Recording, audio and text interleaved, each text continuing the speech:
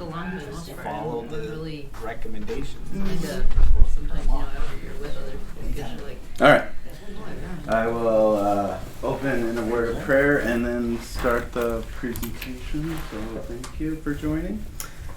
Dear Heavenly Father, we thank you for this evening. Thank you for the sunshine today. Thank you for this opportunity to gather together, continue to dive into these documents together, and just ask that you'd be with us tonight and help guide our conversation, help us through and gain more understanding of this plan and work together to see how we can create new structures, and if this is the best thing, how we can work together to do this, Lord. We just ask for your guidance through this process and be with us here as we converse together. In your name, amen. Amen. Okay, the governance board, the last of the three boards in the string of presentations that we've gone through. So moving into the past few weeks, we've talked about the vision board, which really covers the spiritual formation and the community associated with the church, those aspects of ministry associated with spiritual formation and community. The stewardship board, which was last week, where we looked at the resources of the church, both kind of the physical resources and some of the human resources, especially when it comes to the leadership development side of ministry.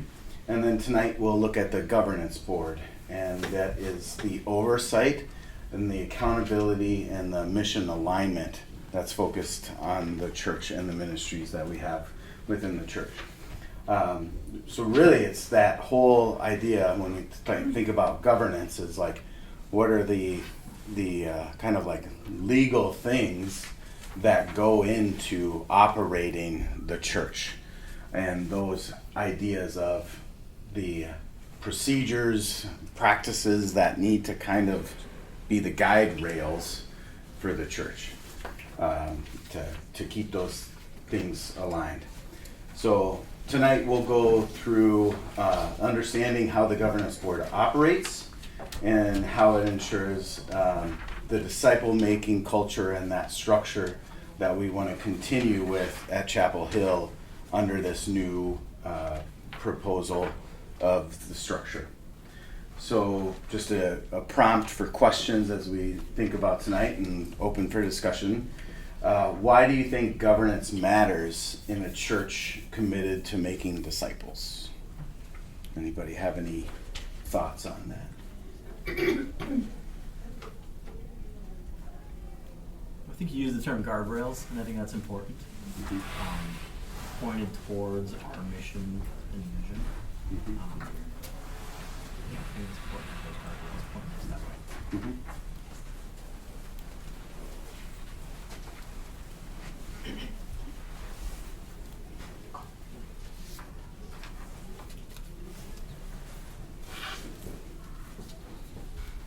I feel like governance is such a weird word, right? Like, I was just trying to think in my head, is governance mentioned in the Bible ever? And I guess maybe stewardship is a little bit, but I think we get most of our understanding of kind of governance is from our government, right? And so, I don't know, it's just keeping, I think, people accountable matters. I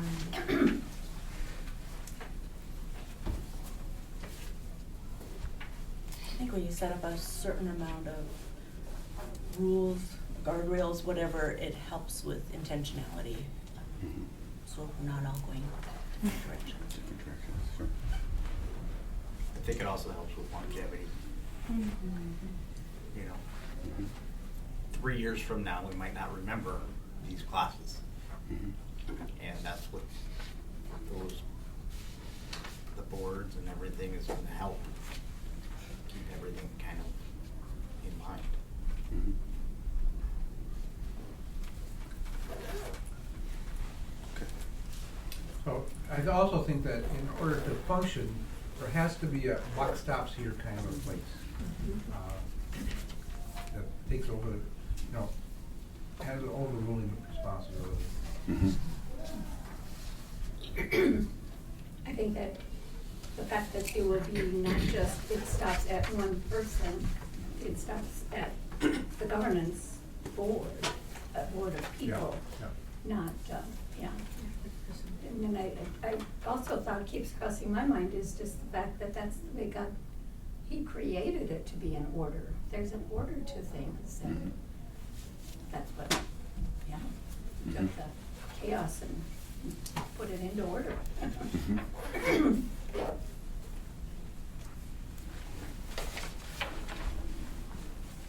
Yeah, definitely. Thank you all. Appreciate those answers and discussion. So back to our circle diagram. As we think about the stewardship board on the left side, vision board on the right side, governance board falling in the middle. And that's intentional, as like all things kind of surround the governance board. When we look at what is the governance board, the key functions that the governance board plays is the provision of legal, fiduciary, and organizational oversight, the ensuring of faithfulness to CHC's, Chapel Hill's mission, vision, and values, holding the pastor and ministry leaders accountable for disciple making, reviewing and approving strategic planning, overseeing budget, staffing, compliance, and membership processes. So when we think about how that's all connected, that's again why it goes in the middle, because all of these things kind of converge to the governance board. So any thoughts as you think about like the primary kind of responsibilities? Again, this probably is in the packet when you look at page, should have had the packet with me. 3, I believe, 2 and 3. Missional responsibilities, board's responsibilities. Quick question. Yeah. So, is this where like church discipline happens? Like ensuring Yes. faithfulness, like holding people accountable. So the church discipline would happen at this board. Church discipline would happen at this level, this board.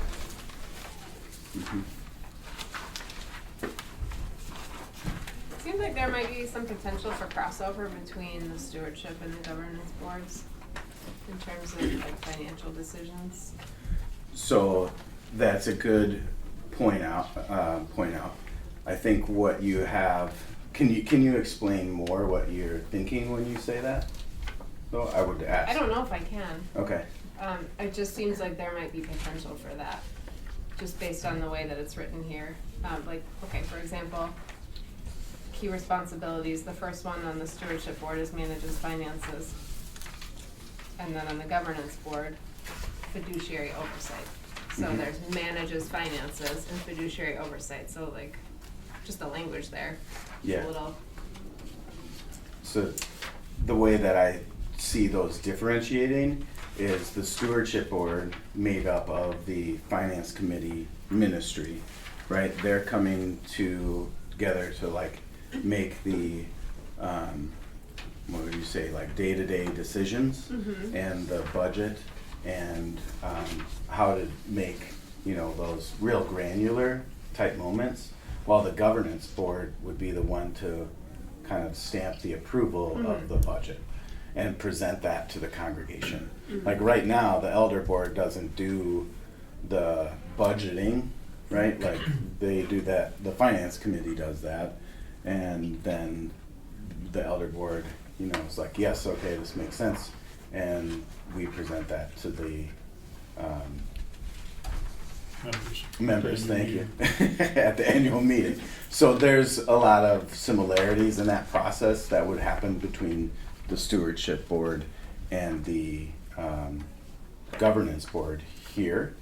I think there's some more details that we would get into in terms of like what other fiduciary responsibilities would be required within the governance board that would go outside of the stewardship board. There are two things, and I think it's noted in that list, that the governance board, I'm not sure how it works, because I don't necessarily work with budget, but there's something about like outside decisions like care, what is that called?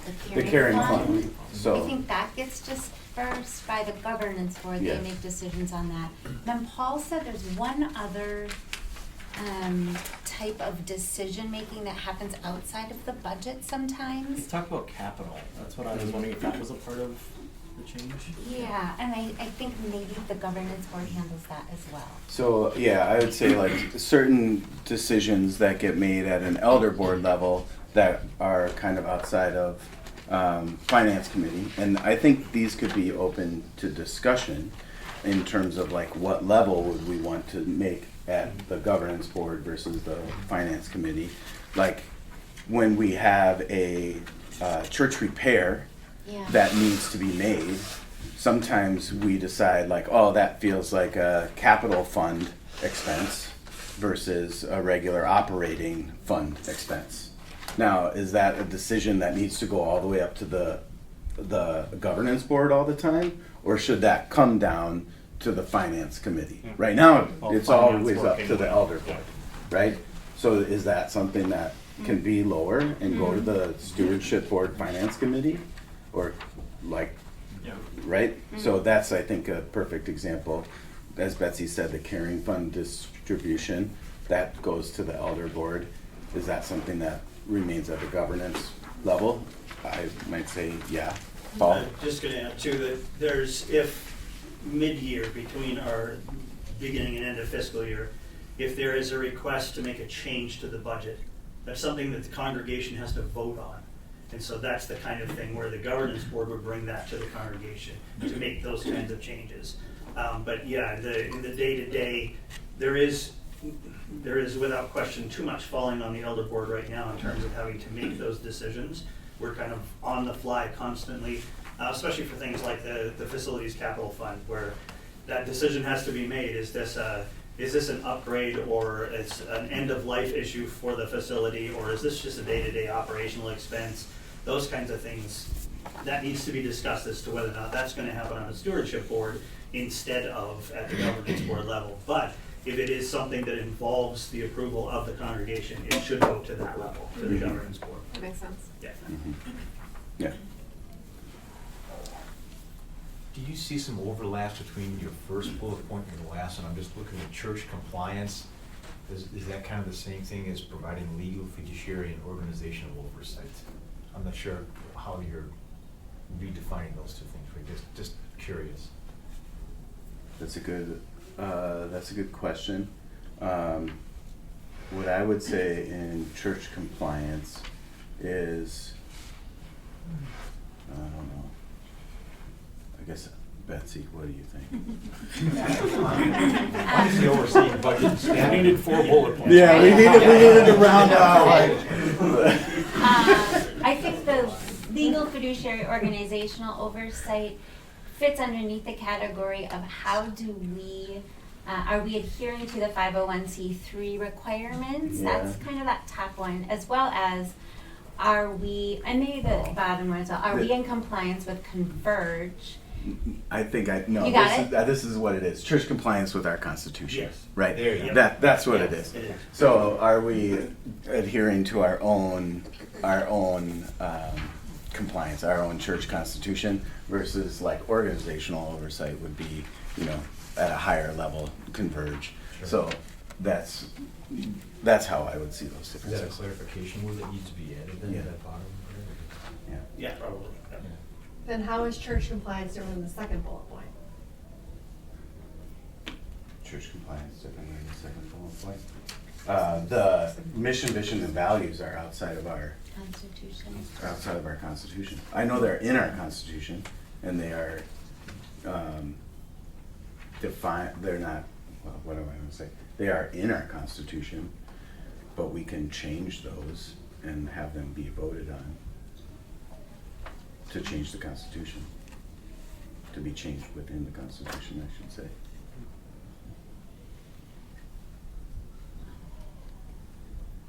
I think the Looks like adherence to the number Constitution. 2 is a little more spiritual, number 5 is a little more practical. Yeah, I would say, that I would agree, Julie, it's more of the structural side of things, Mm-hmm. constitutional wise versus faith versus 2. Yeah. Thank you. Mm-hmm. It's good clarity.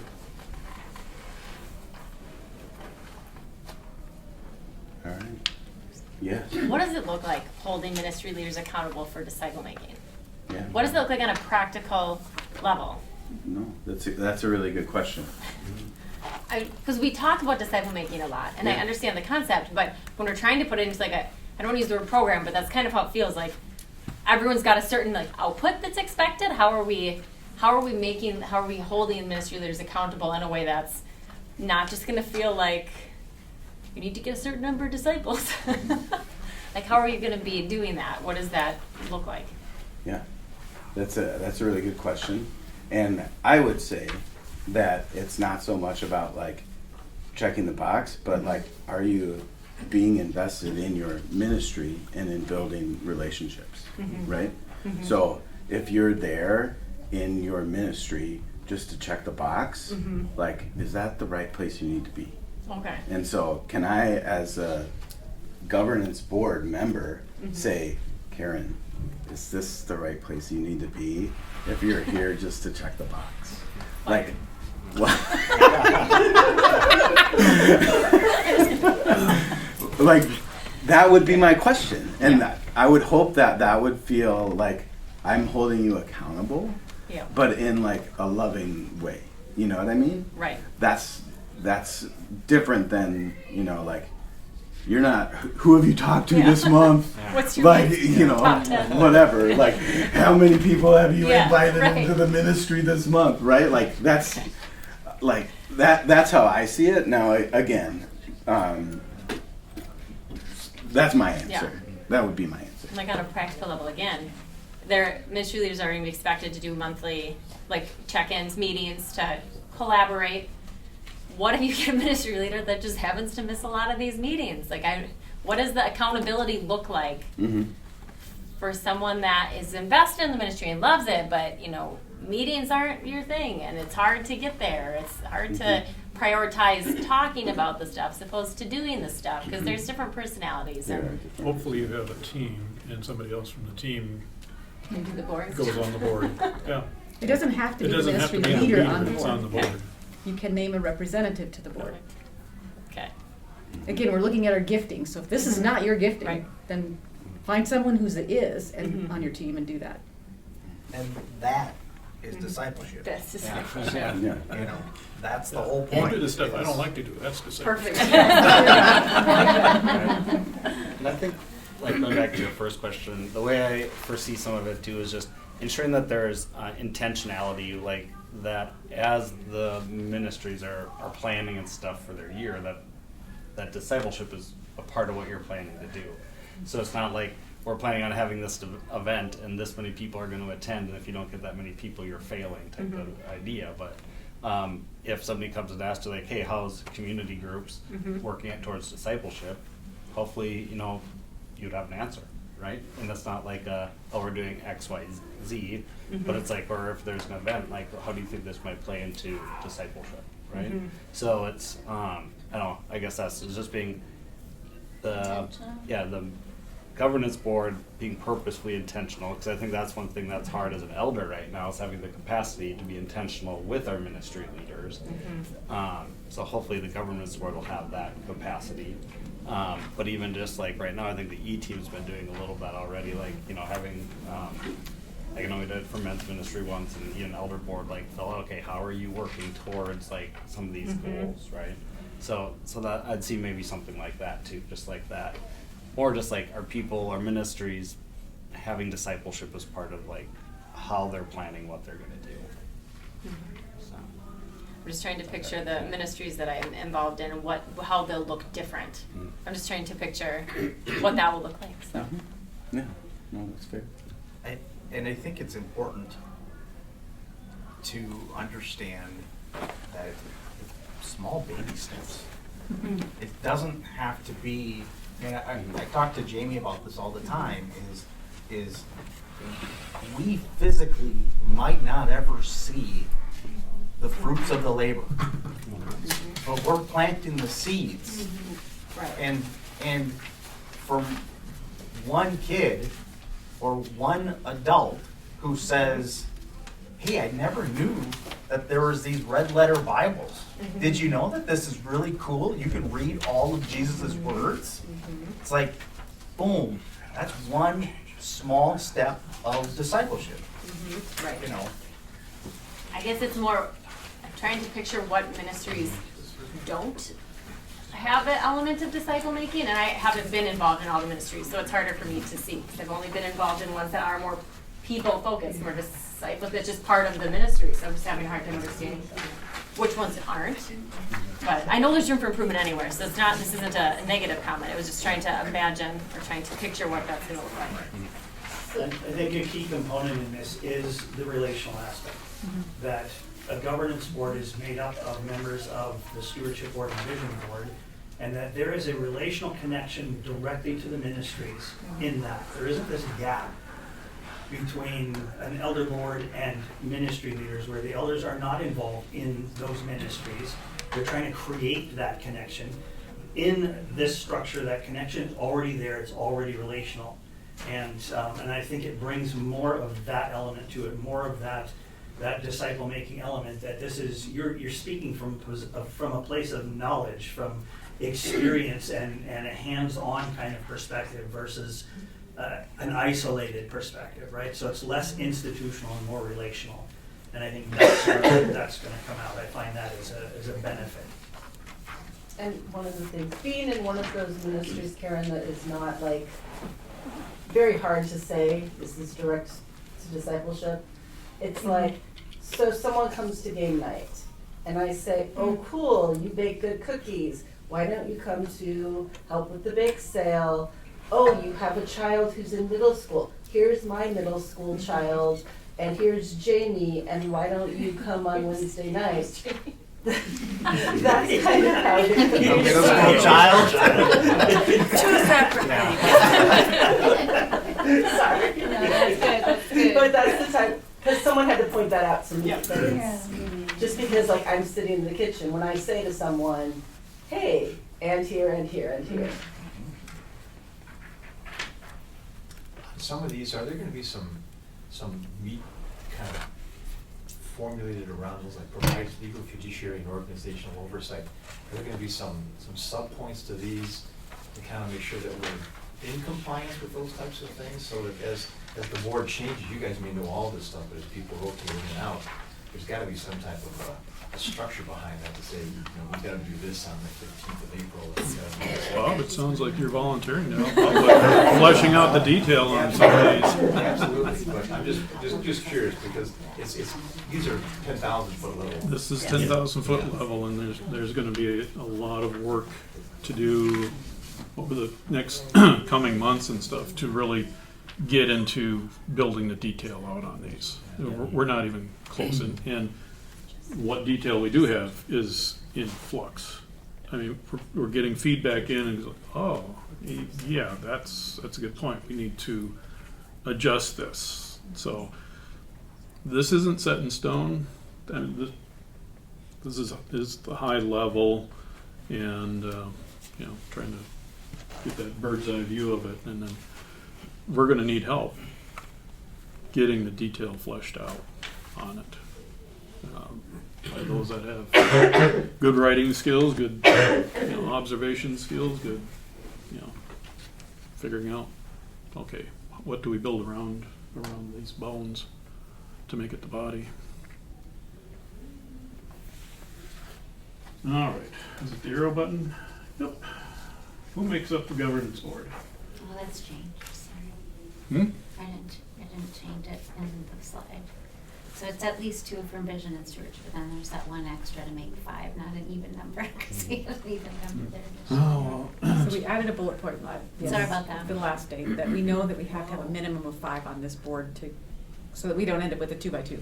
Yeah, So it will be at least 2 from each of those boards. at least 2, No less than 5. no less than 5.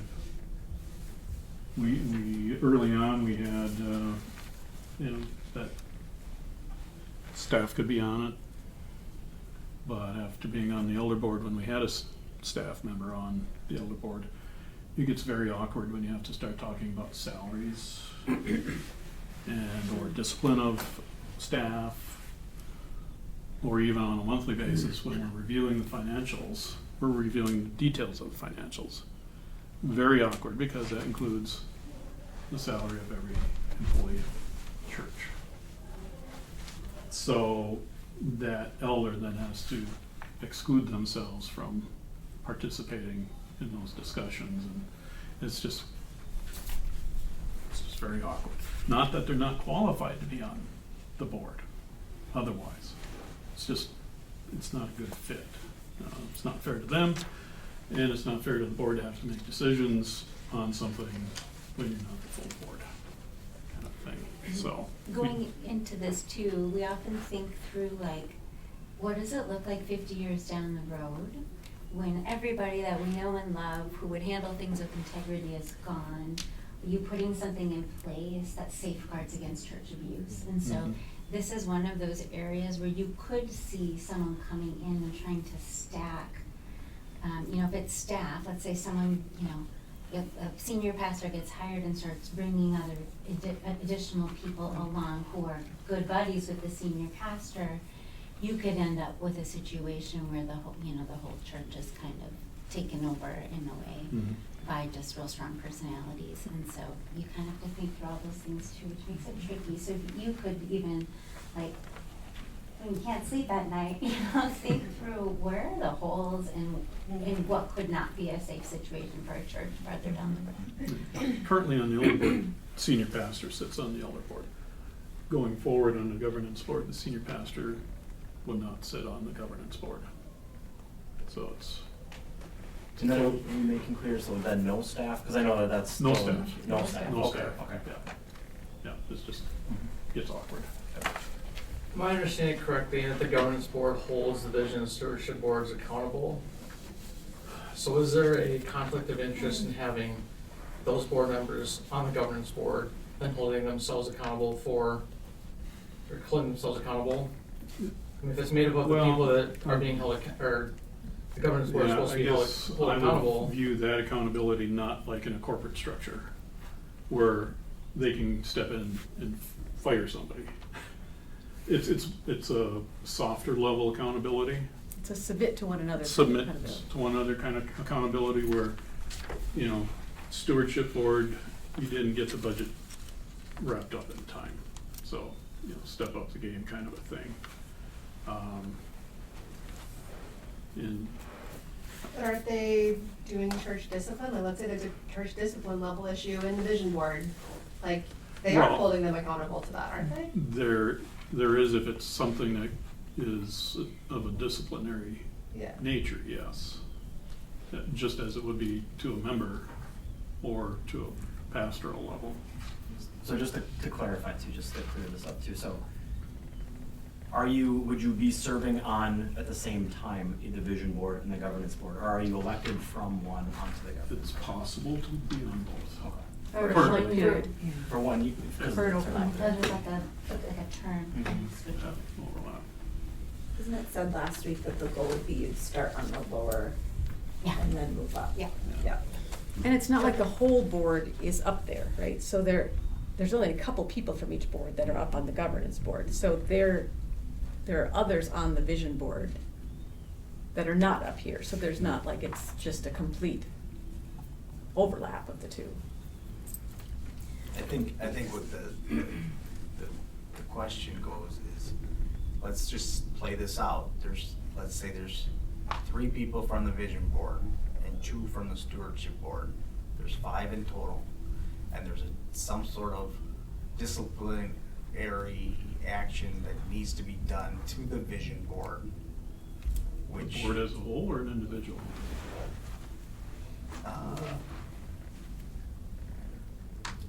Either, I guess. I'm just trying to process through what they're talking about is would that be a concern? Is that a conflict of interest, I think is what, that's the way I understand the question. It potentially, sure, it could potentially have a conflict of interest. Yeah. If for that 1 year period of time, So is the solution just that the other people on the governance board would balance out. come around it and, yeah? Yeah, I mean, one person on the governance board can't enforce a disciplinary action. Right. And if it's the church disciplinary action, the final say comes down to the congregation membership. We're a congregational church. The membership can override disciplinary action taken by a board. I guess why is that conflict of interest okay, but the pastoral conflict of interest is looked as like negative? Like you said, like a staff member or a pastor being on the board, it's like that would be conflict of interest. That would be. Because you have an employee. It's an employment situation in that case versus volunteers.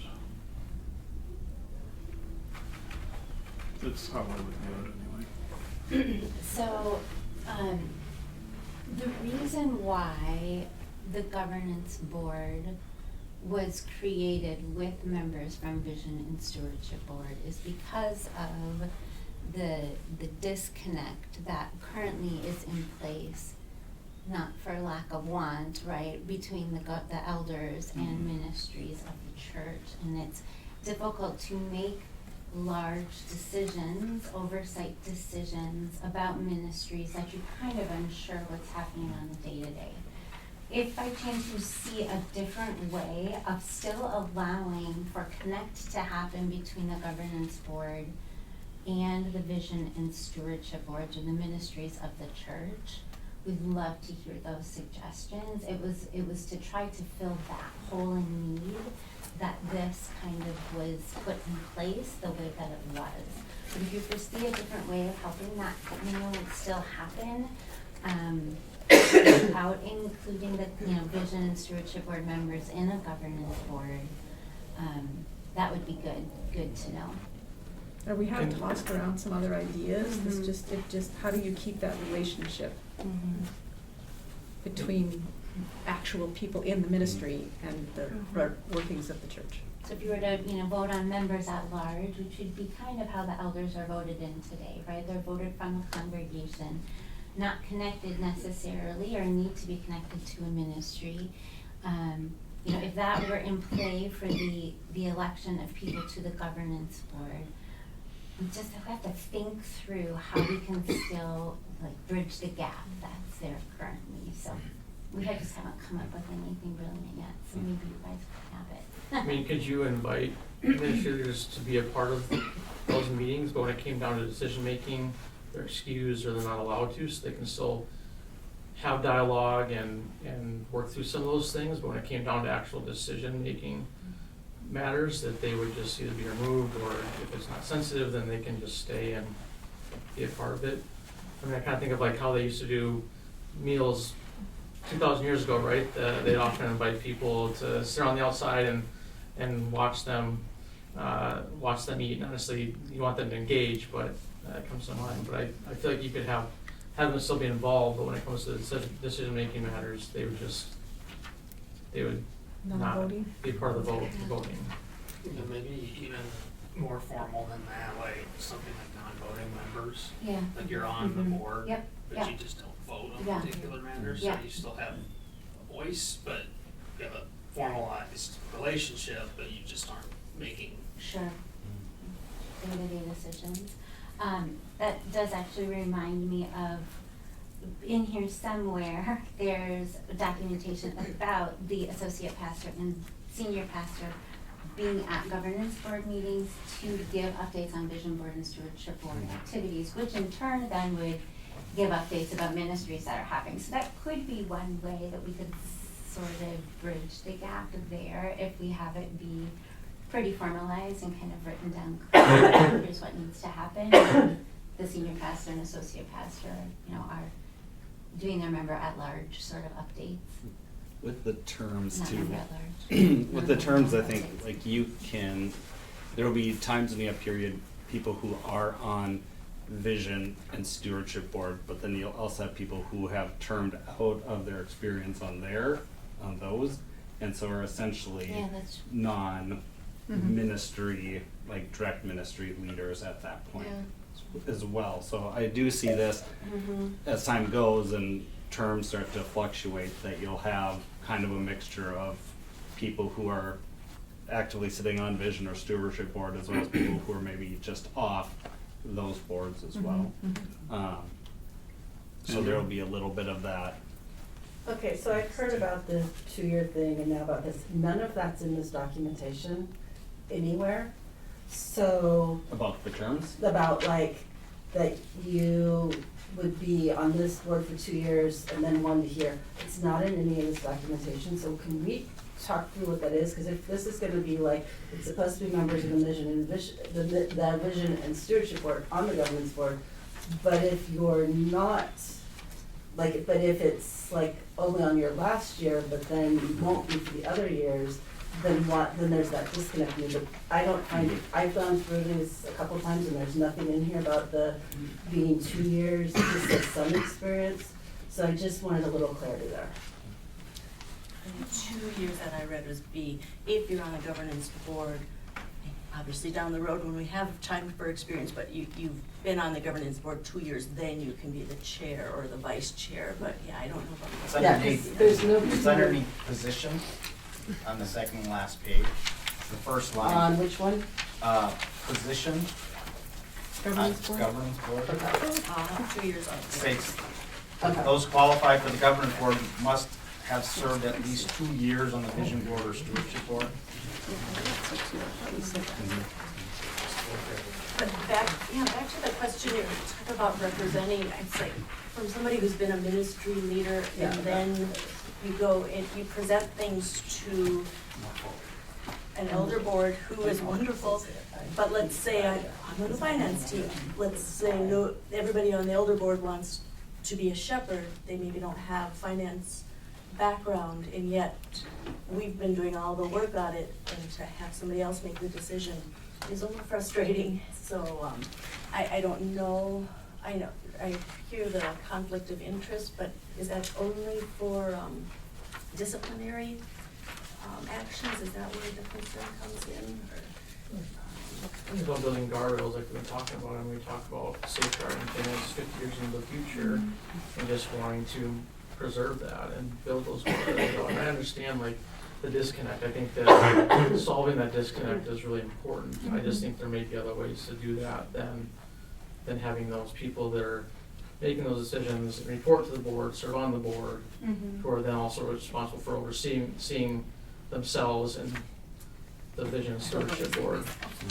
Do you think, like Matt, are you thinking like, even, is there potential, like, would it be like, maybe it's even a combination, like, do you have like let's say again, you have to get to an odd number of people, and we have representation maybe from the two boards, but you have a couple like lay people who aren't leading something else, potentially, like, so maybe a combination, so again, you have that outside. Well, I mean, that's just the hard part is one like, piece, but hopefully everybody would still be involved someplace, right? Like, what if I'm not? What if I'm working with men's ministry or something? Then am I still tied to that? Like, hopefully most people would be engaged, right? Like, could you ever have somebody who's fully removed from a ministry? I'd hope not, right? Because part of our goal here is to bring people into serving and serving each other. But without, could I be on men's ministry, but be on that? Well, you can participate in the ministry without leading the ministry. Yep. Yeah, he's saying, what if somebody's like not connected to a ministry at all, would they get up there? But I think that would be part of that selection process, and Yeah. because Right, these yeah, people it's are just like actually. the process, the voting interview on and it. nomination process, I would think. Yeah, I I mean, think that would be part of I it. s- The I member thi- at large is something we've been batting around back and forth, and so, yeah. I mean, I hate to see, we talk about people serving with their gifts, I hate to see somebody who's just really talented in this area, and they don't have time to serve on some of these other boards, but they're engaged in church and have a gift in this area, to say, well, you know, you can't serve there because of this, you have to go through this process to get there. And that's not the only thing, I mean, my question again is more geared for just the conflict of interest piece of it, but in speaking to that, like, I don't see why you couldn't have somebody that isn't a ministry leader and hasn't been served in that role. Again, we're not looking for necessarily just ministry leaders, we're looking for people who've been engaged in the ministry. So the finance team is how many people right now, Julie? I don't know, 5, 6, 7 people? Five? yeah. So, I'd have to count. you know, could we take somebody from the finance team as a member at large to go up there? That's still just, like, that's not leading the ministry, that's being part of the finance team or part of the audit team or somebody that's been engaged somehow and could still go up there. Right. Like the audit team is once a year, right, I think?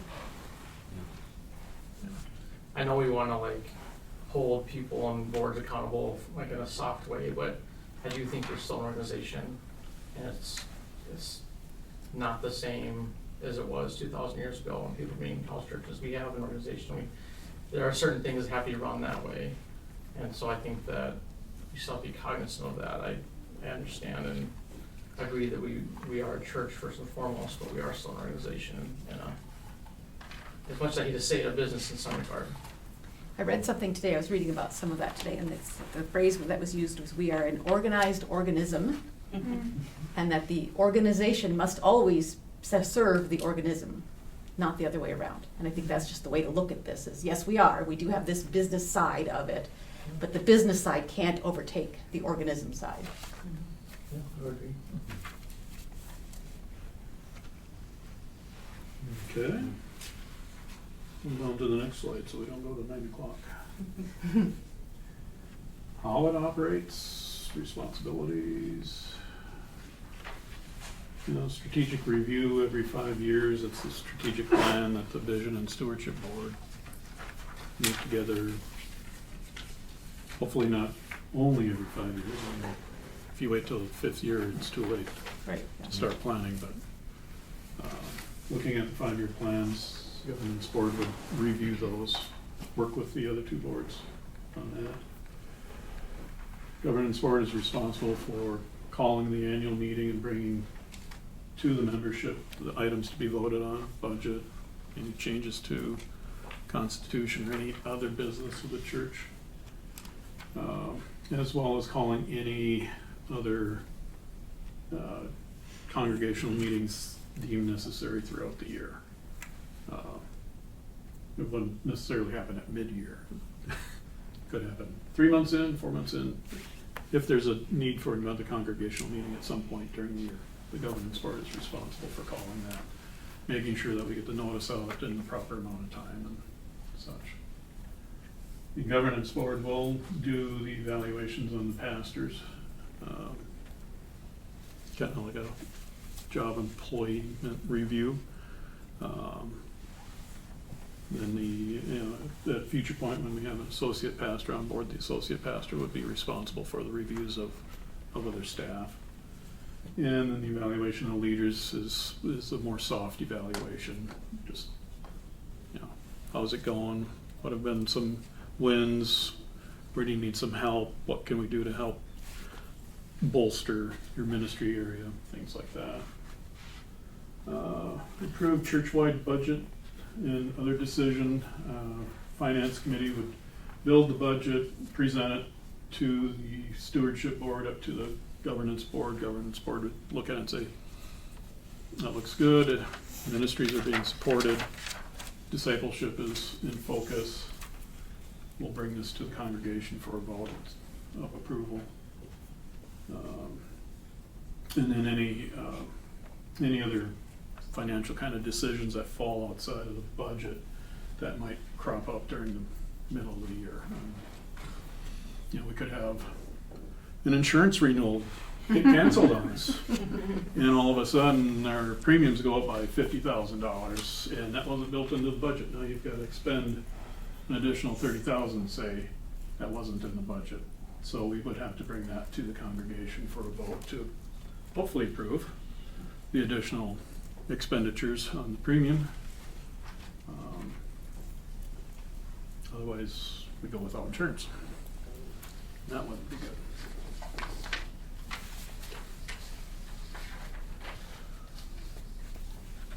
Board to mirror Jesus' model of direction and alignment. Leaders engage in personal spiritual formation and prayer, which I think that's leading by example, because we want to see everybody in the congregation involved in spiritual formation and prayer. But that's Jesus modeled it. The governance board should be modeling that. Support ministries and staying on mission. Protects from mission drift and distraction.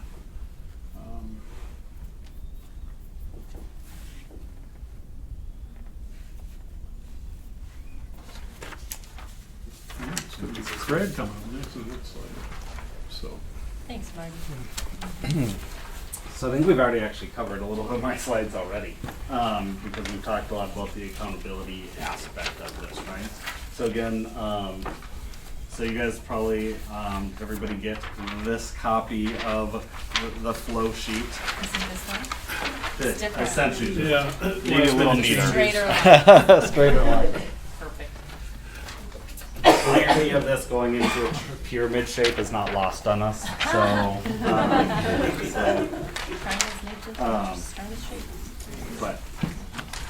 So again, essentially, again, looking at just the. Julie, can you grab a couple of those? Sorry. So governance board is going to have accountability again for the stewardship board and vision board. Again, making sure that they're accountable for budget and membership, all the roles that are going to be maintained by the stewardship board. The governance board is going to help try to make sure that they're meeting their goals, kind of taking care of the tasks that they're been held to, right? I think the other piece of this might be an ability to start to look at, like, if somebody's not consistently meeting a goal or something, or a responsibility, again, is that something where we need to look at? Is that an opportunity for us, like, do we need to rebalance something? Are we asking this one group to do too much, right? So not only do they hold it accountable, but if we do, okay, well, what does seem to be the backlog here? It's not just a do better, but how can we help, right? It's not just a pointing a finger at do better, but it's coming alongside, how do we help, how do we improve? And so similar thing with the vision board. Are we doing even just the team working together, right? I mean, these are gonna be new teams, not saying new teams, but they're gonna be new boards, and they're gonna be changing like how boards do with terms and stuff like that. How is I think just having a pulse on some of that, like how is the board meshing, stuff like that, in order to accomplish what they need to. And again, going back to the 5-year plan, where they're going to be, my guess is, again, if they're on some of the boards or connected to it, they're going to already be part of that process. But again, looking at it together as a smaller group, does this make sense, again, from both sides of the board? And then promotes healthy collaboration across leadership. So again, a lot of what we're trying to do, right, is coming up with the boards having unified vision on kind of what they want to be doing, especially over these 5-year plans. Is our vision board kind of looking at directing our ministries towards a unified direction that we can be going together. And then how, again, collaboration across leadership and across those boards, like how are we, if the vision board is planning on something, how are they connecting with the stewardship side of the board? Like, to how do we make this happen financially? Does this make financial sense? Is it smart? Again, so helping just be that leadership bridge, but also engaging, making sure leadership is collaborating. And then so just going back to this, this is a lot of words on it, but again, just kind of who's gonna be accountable to who's collaborating with who supervises who. I think it just kind of spells it out again a little bit. Again, I think there was a lot of just questions on kind of will there still be accountability in this model. And so I think that's what this flow chart is trying to help spell out a little bit here too, to see kind of all the connections, so that there's not really anybody who's independently just working. So hopefully you're not gonna have people who are going astray with the collaboration that's happening. If somebody's starting to go this way, hopefully there's gonna be somebody who's gonna notice it, right? That there's gonna be like, wait a minute, we're supposed to be working together and you're doing all this and I have no idea what you're doing over here.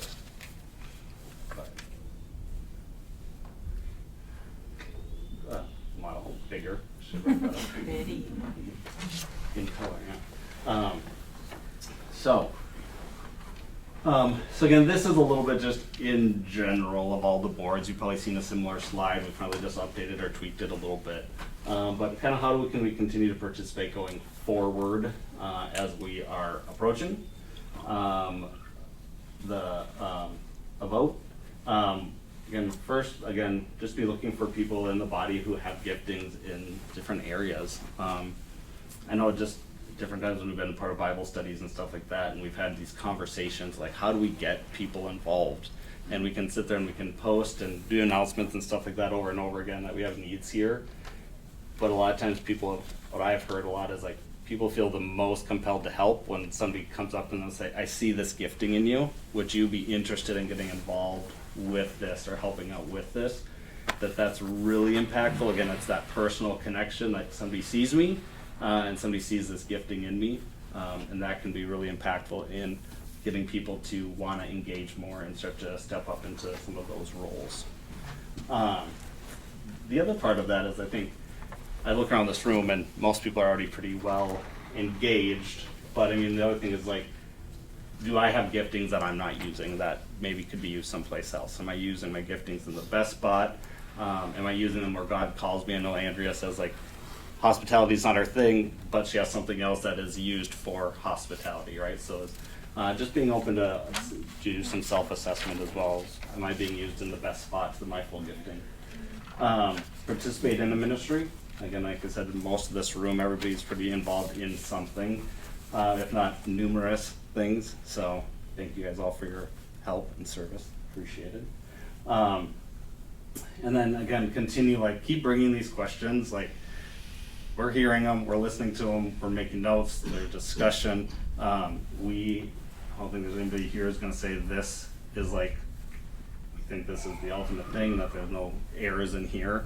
We want to make sure that we're hearing what people have to say, so keep sending those ideas, asking those questions, and then continue to pray. Pray for the process, pray for each other, pray for the church, pray for wisdom, clarity. Church isn't going anywhere without prayer. We just need to make sure we want to make sure we're all heading the same direction, praying for each other in the church. And ultimately, that just brings us to, when we start to pray for it, it just always reminds us, like, ultimately this is God's church. Whatever happens at the end of the day, changes or not, this is God's church, right? We're not going anywhere as long as we keep with that mentality. So upcoming, what's next? We have I think one more new classes next week, right? And that's gonna be the more of a listening session. I don't know if we'll do any sort of like repeat rundown or anything, but mainly it's gonna be, again, listening to thoughts, questions, ideas, love ideas. So if you see something that like, hey, maybe this doesn't make sense, what about this? Bring ideas. And then on May 18th, it's a Sunday, I think we're doing before service, correct? Yeah, before service. Going to be a greater congregational listening session. I know Wednesdays don't work for everybody, so hopefully this is going to be another chance to give people who maybe haven't had a chance yet to be able to ask questions. Hopefully people are taking the availability to listen to these online and send questions. We do get some of those, but just another opportunity on a Sunday morning. So the new thing that everybody's probably seeing is the structure trained straw poll, right? So, after done through all this, been doing a lot of discussions, a lot of listening, a lot of learning together, a lot of you guys listening to where kind of the heart is of this. And so, starting on the 21st and then running through the 31st, we're gonna do a structure change straw poll. So that'll come in via planners right now to do electronic version as well as paper, like mail out. So people who like technology can do their email, people who don't can send it in via paper. It's gonna be one question, and what that question's gonna do is it's just gonna help us decide what constitutional changes would we be looking at presenting come September. So this won't be this isn't an official vote, but it's gonna help you like, okay, what are we gonna look to present come September?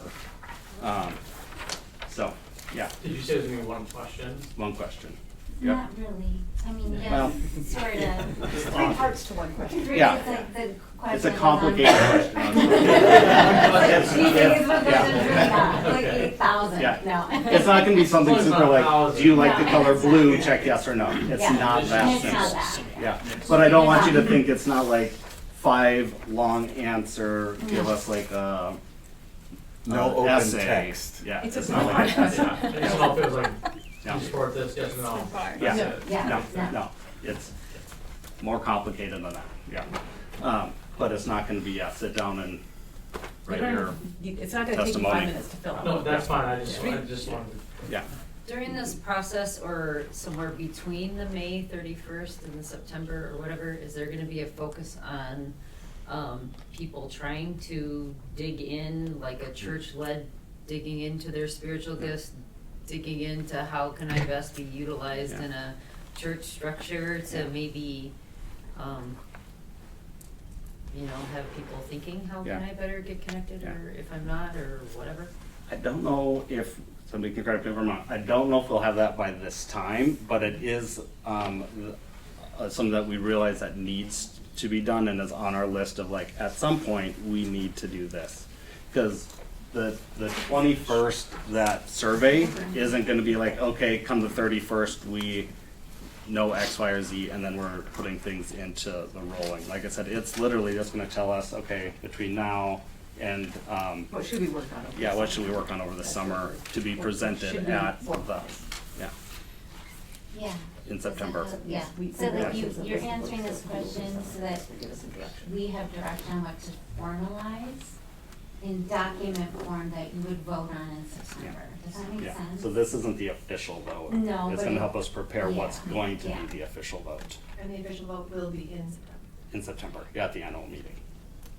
So, So there are 3 Wednesdays between, just so I'm understanding that we won't be doing anything. 3 Yeah. Wednesdays that could potentially Yes. be used for spiritual gifts class if someone is able to throw something together quickly. I think the hard part with a lot of times the Wednesday nights is we kind of had them on Wednesday nights because of like how clubs have been going, I guess, a little bit. So again, there's always kind of that aspect of as we start to So run out clubs of ends available. Yeah. Next week is the last night of clubs. Yeah. Then on Okay, April my 30th, kids we don't do go a to family clubs, night. so. No, yeah, exactly, right? There you go, that makes perfect sense. So we could do something in May, it's just Mhm. that families with kids typically get super busy starting now Oh because of yeah, May sports is and things. crazy. And so that's why we usually end at the end of April, and that's kind of how we build the calendar out right now. The May Wednesdays are there, we could do something if Yeah. enough adults want to, but there won't be kids programs. in those. That's a good point. There's a lot of spiritual gifting tests or surveys Oh yeah, online. Betsy gave me a bunch, which- like, stack of books. Books, but there's also I'm excited. online versions of things that you can go through and respond to questions, and we can probably pull together some options that you can go through on your own if you want, or gather a few people together and work through it together or something. Might be a really great thing to launch into in September, Mhm. as the new year's, new year sort of church starts. to have like a series of classes that go through spiritual giftings and stuff, that might be a good way to start the year off. So I think in order to do it well, to be honest, we need more time to be able to plan it. And to have it be something that is really meaningful, and so it might need a whole lot until then. I agree, because I think if this is something that we're challenging, I don't know if the word challenging is, but like encouraging and asking people to truly search and say, where are your gifts? We want you to be able to serve where you're being led and where you're gifted in. Some people might just be sitting there going, well, I'm not really sure where I'm gifted in. And if that's the major reason why we're, utilizing people and resources and things, I think I fully agree with you. It has to be a well thought out plan before we put it out there. We have been collecting some things, we just haven't had time to really put into developing that very far yet. Sure. Yeah. And that's a good point. I know we haven't, I don't know, maybe I missed it, because again, I can't be to all these, but we haven't probably really vocalized our intention on that. So, yeah, Kelly. This question, so if the vote is in September, elders are technically have to be re-voted in September, correct? Or like a new board. Yep. So then, would there be kind of a gap while you figure out the whole constitution thing? Or would some of that be preliminary, like recommended in the Yeah. Senate? So we're hoping that this straw poll will help guide us into what direction do we need to go in preparation for September. Okay. Yeah, even with that aspect of it. Sure. Does that make sense? Yeah. Okay. Yeah. This might be more of a question for last week, but I wasn't here and I don't think it was asked, so correct me if I'm wrong, but, so the governance board is kind of taking place of the elder board. Portion of it. Portion. So it's taking like elder board does essentially to some level a good portion of all three boards. Yeah. And so this is taking the very highest level of accountability and governance. Well, on the stewardship board, like under, I don't know, the bottom part of the circle, it still says elders. Yeah. So are we still having elders, and what are elders doing? I'm we not have sure how that elders? gets in Yeah. there. It's part, it's the transition. I stuff. think it was Yeah. like transitions. Oh, yeah, So, Elders in 18 is part of that transitional Yeah. time. Yeah. That's- Oh, yeah. So elders would go away, it's like, it's there temporarily, it's not actually gonna be elders. Yeah, because let's say even if, let's say on September, if it's voted to change the Constitution into a governance board model, a multi-board model, it's not like we're hiring an immediate associate pastor and everything's gonna be able to just like flip. It's like there's gonna be some transition time, right? And so even like the governance board, like right now, it's like, oh, you have to have 2 years of experience on these boards, like, we just can't get that. So does the elder board or an elder board plus whoever maybe is voted on serve in this role? They call it, it'd be the governance board at that point. But would those, the current elders move into that position because they would meet all the requirements of being voted on to serve into that role for our 5-0 whatever stuff? So the term elder would essentially disappear, it's just some of our current elders would be utilized in the church. Yes, yeah. And then potentially looking at some, like, other areas too, like, again, who do we need to have in that position, how many people, and then what about, what's the board, discipleship, or Leadership development. leadership development board, something like that, or like there's some other areas, would somebody fill in from the board onto some of those areas, something like that as well, right? So until we can get somebody else who's built up and ready or wants to take that on. Yeah. So, yeah, sorry, that's a great So point. we're not I know letting this- them these guys off the hook anytime soon. No naps for you, Greg. So the creation of additional ministries or teams moving forward, the authority lies with the governance board to make that decision, like, again, if we're adding If you're adding ministry boards? Yeah. That's a great question. My That is a guess really good is question. that, I don't know if we've talked through that. I think that's a great question though. I think Yeah, for us I to just think curious. through, like, would it Yeah. be, I would think to Or some committees, extent. you know what I mean? I guess yeah. that's what I'm trying to figure out, like, Yeah. you know, from time to time, I know like the elder board has created like Yes. a constitution committee, has given authority to look at stuff. Yeah. Creation of the E-team. Mhm. Like, is that, Yeah. is that something that's gonna be at the governance board level, or? I would probably say grossly yes, Yeah. but it might depend on to some level, like, what's the purpose of it and how big is it? Like, is it, Waiting for the cat to show up in here. our adults ministry wants to see, are we missing something? We're gonna create a committee to look at something more just specific to adults ministry, then maybe that doesn't go up to the governance board, right? But if it's something that's gonna be impact whole church, like you said, something that impacts like the Constitution, or something that involves like a bigger, wide church thing, then that would probably go up to that level, potentially. If it needs a budget, it's gonna have to go to that yeah. level, yeah. But at the same time, like, a new ministry, I would think that the governance board would maybe be involved potentially, but at the same, because then you get help, more insight from your stewardship board as well. But I would think some of that would come a little bit more from, as the vision board's meeting, they're gonna be like, you know, where I see this gap, like, we're all here doing all these things, we don't have the capacity or the people to do this, right? And so maybe maybe we need a ministry, or this is an area where we have. Yeah, idea could come from elsewhere, Yeah. but the authority would apply for approval or whatever. Right, so, I think my guess is you'd wanna just run it past that group, just to get the broader sense of, again, I think it's always great to have that stewardship board approval of it, and then probably, my guess is, does it affect the budget? Like, so you'd have just that greater aspect of being able to look at it from different angles. So, I guess my knee-jerk reaction is yes, but I could maybe try to think of, if I wanted to, some weird thing where maybe it wouldn't need to, but overall, yes. Is that a good non-answer answer? Wonderfully clear. Jenna? After the straw poll, like, let's just say you guys get more negative feedback than you guys are hoping for. Are there gonna be massive changes to this, or is there gonna be a chance like we're not gonna bring it in September, or is it like, no, we're bringing it regardless? Like, how does? Like I said, I would say we want to take a look at our Constitution regardless.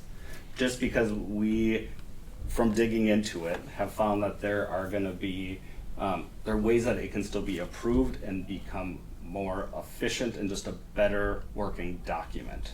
So the structure, it wouldn't be a structure change on the Constitution. It would just be like changing the Constitution to make it a better document, to be honest. So if it was like a no vote, then nothing on the Constitution, everything would change, would stay the same. Elder board would stay the same. All of those pieces would stay the same. But there would be some changes to just how the Constitution looks and is worded in order to make it a better document. And so yes, still Constitution change would be voted on, but it wouldn't reflect a change in structure. Yeah. Got it. Does that make sense? Okay. Yeah. So that's what I kind of said. It'll help us kind of decide what direction we're going to go with those changes, or like how big or how small they might be. There will be a change regardless. Yeah. It's just a level of change. With the scope. Yeah. The scope. Yeah. Yeah. The scope. Yeah. Maybe it's not for today, but what are the, for sure you want to change in the Constitution? Like what is going to either way go on the, like what's making it inefficient? Just out of curiosity. That's I like very technical on that one. Like the fact that we have a constitution and the bylaws, they're very interconnected, makes it very inefficient to like change things, right? Like the way that they should be written is a constitution is more of like the kind of structure document that you are not changing, you know, maybe once every 10, 20 years. You don't necessarily need bylaws that have all of the super detailed operations spelled out, right? Because then anytime we want to change something, we have to do a constitutional vote for it, right? Like, can we simplify a lot of that to help move more efficiently, right? When some things, like if the population size of our church decreases and we need to make more changes based on that, like those kinds of things become harder when our constitution is so rigid right now. Like there are dependencies in the documents stating Okay. both things need to be the way that they are. Like if we can start to break apart some of those things, it helps us become more flexible in our own church governance. Not in a way to like do things in a nefarious way by any means, but just in a more like effective governance way. And we have an opportunity to be in contact with what was it, a specialist or like somebody Yeah, that it's a like legal counsel group kind of thing that Right. works with churches on constitutions. so like we would be based on straw poll, like, okay, how can we help set this document up for success? Lori had talked to Converge, which is our overarching sort of denominational head, and they had made mention that the way that our constitution and bylaws currently work together, it actually isn't those documents aren't very good. If you and make a that- change one place, then you Yeah. have to make sure that that change is reflected in the other place, and oftentimes those two things get out of sync, and it's just very complicated. The way it's currently structured is very complicated. We're just trying to not do Recommendations to anything simplify. like to pass anything over on anybody, but just simplify that so that it's not so complicated for future anythings. Yeah. We're hoping that this like outside counsel can help too, just to make sure even just like legally, how are we setting ourselves up the safest as well? Just because that legal environment is changing so Always much, changing, yeah. right? So what is a way that we can hopefully set our, like, take a look at what we have. What should we change that just helps us hopefully set up in a better spot long term for as long as we can until any change would. Kelly has a comment or question? Oh yeah, sorry, Kelly. I have a question, and I know I had to step out for a minute, so I apologize if you repeat. So for the straw poll, is that just for members, or is that for the whole church body? Members. Okay. Yeah. And then, I know for making a constitutional change, there's a certain majority, I think it's like 2/3 or something. What would be the amount that the team would think is a good amount to move forward versus not? Is it like a 50, 60, 50? Is it 2/3? It would probably be, I think our goal is 2/3 as well. 2/3 as well, Yeah. so it'd be the same type of a deal. Okay. Yeah, yeah. And then one last Will also be question. published, like you can tell us, Oh, that would be like question. which way you're going? Yeah, yeah. Yeah. Oh, for sure. Was that? Oh, you have your names all right next to it. No. You'll be color coded. Yeah. So when you come into the church on a Sunday morning, you Yeah. sit. and- Sit Yeah. here. Yeah. And we'll have it divided between, like, and we'll send out another slide, there'll be per community group, and another slide per age group, and another. Will that poll be anonymous? I mean, I know it has to go to people, but will results for those in leadership be anonymous, or will our names be attached there if we voted for everything? I believe it would try to be We're gonna try it. anonymous, but it might be hard if like If you it comes send it in in, via yeah. mail, Yeah. or depending on how you respond, I guess, would. We were you- talking about Yeah. using the boxes in the back, Yeah, you if could you use the wanted to boxes drop in the it back. in the bag. But if somebody's like out of this, like not gonna be here during a This is your certain amount of chance. time, they have to send something in or whatever. Again, most people are probably gonna be fine with the electronic version, but not everybody, so we're just gonna have options. And so, yeah, there isn't a plan that we're gonna have like, you email it back in, my guess is it would be kinda like we've done with other surveys or like polls that we've done. The QR code kind of thing, you QR, just yeah. do it that way. And if you mail it in, it's like the office just does slip, pull them all out. Like, nobody there's gonna be paying attention to what thing came out of what envelope in the office, so it's still gonna, I mean, it may not be. We'll just have them do it with, Put blindfolds blindfolds on, and we'll give them gloves so there's not too many paper cuts. It's not like they sit there and look at the envelopes Yeah. and Right. But they if we just get slit them and pull 200 them out. returns and we've only got 110 members, we're gonna be concerned. Yeah. I think it's not official. Yeah. No, those are good questions. When will we get to see what the questions are that we're voting on? On the 21st. Okay. Yeah. So that's what, Paper chain. that is Sir Kevin. the plan, as long as everything goes as planned, the 21st is. I just feel like everything has to have an asterisk, just in case anything should happen, Yeah, but 'cause that is the plan. again, we're trying to let as much feedback come in Yeah. before we form everything, and Yeah. so. Will you guys be announcing all these dates during announcements in church? Not this Or week. can you? Yeah, well, probably not Easter week, but yeah, probably at some point, yeah. I just know it hasn't been announced or announcements for Yeah. many weeks now. I think it's unfortunate because this room just keeps getting smaller, I feel like. Has it not? It's in the. Yeah, it's not. It's in the bulletin, but it's not announced. Not the verbal. Yeah, I just feel like the email and then the bulletin, piece of paper that go. I think it's, if you're saying an announcement verbally in church, it's probably to pay attention to more than the written form. Then they're mad they didn't read I it. personally must get 8,000 We do all this work and then emails before March. Sometimes it's- And I think it's important to just uplift the importance of the straw poll. You know, it's going to members only. The members only are the ones gonna be voting for it in September. And this is a chance to vote or to share, you know. Straw poll it. Yeah, straw poll it. Terminology. Maybe we should have There are a lot a of membership people ready who before May don't 21. Nice. Someone who does this all the time, there are a lot of people, especially those under 38, who don't know what straw poll means. So, yeah, I mean, people who are over 40 all tend to know, but people under 30 don't tend to have any idea what straw poll is. If we take the word straw out of it, does that just like people that know what a poll is? If we just say Yes, poll, they know what a poll is. so if we just call it You're a kidding, there's structure TikTok change polls poll. all over the place. It's the word straw that Yeah. confuses them. Because they don't know what you mean by that, because they've never seen straw. It's a poll, it's a TikTok. Yeah. Poll, it's a Discord poll, it's a this poll, it's a Hold that the poll. short straw. Right. But, no, that makes sense. Good. All right, we got about 5 minutes left. Any other questions, concerns? Bob? Can I just say on behalf of just Region Congregants, thank you to the elder board, the E-team, the communications team, everyone that put together this program. It has been a lot of work, and we truly appreciate the efforts that you guys, gals, that everyone have put in to make this happen, so it's. Yeah. Thank you. And again, thank you guys for your continued engagement, right? I know this has been a lot of classes as well.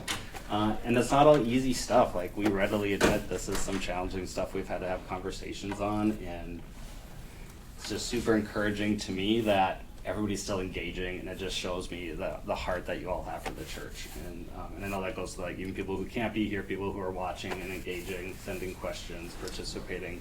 So thank you guys too. I know it hasn't always been an easy journey for everybody, all of you guys either. So, but. So just next week is all 3 documents open, dig in, find what you find that we need to look at, and we readily admit there are probably details that we're dealing with all these documents all the time for this whole year, and so we've missed things, or yeah. Just as an additional word in that, we'll have about 20 minutes for each board. So it's gonna be like, so come, if you have like written lists of like thoughts, we probably won't get to all of them, but we'd love to still hear them, so maybe if you have really great thoughts and wanna write them down prior, it would be really helpful. So I'm gonna ask this question because I saw this, don't ask me where I read it, on what document or in email. It said next week was going till 8:30, is that correct, or not? No. Okay, because I think it was an email that said it was going till 8:30. I don't know I that, just there's, wanna make yeah, sure. there's definitely errors Because here I and have it there. here. But, no, we cannot go to 8:30, because Yeah. parents will kill me if I keep their children till 8:30 on school night, so. Well, I And was the like, teachers. this seems really weird, why does it say 8:30? That's why I brought it up, Lori, because it stuck out to me as there was no way we would ever do this. 8 o'clock. All right, I'll close this in prayer quick. Dear Lord, thank you for everybody here tonight, Lord, and those who are watching and those upstairs and just this church in general, Lord. We just lift this church up to you. We just thank you so much for just the family that you brought together here, Lord, at this church, and just how we get to serve together for you. We get to impact your kingdom together. And I just thank you that you continue to bless us, and that you just kind of give us your wisdom and your guidance, Lord, and ultimately this is your church. Help us to remember that. And at the end of the day, we're just doing our best to spread your word and to be a part of your kingdom and to share your good news. We pray for like this coming Easter Sunday, Lord, just the people that you bring here, you'd open their hearts and their minds, that you'd speak through Pastor Paul during that time, give him a clear mind, and just for him to share your news, Lord, and just that we would truly just spend the day and week celebrating what you've done for us, and just help that truly sink in this week. In Jesus' name we pray. Amen. Same email address if you want to send in comments or questions.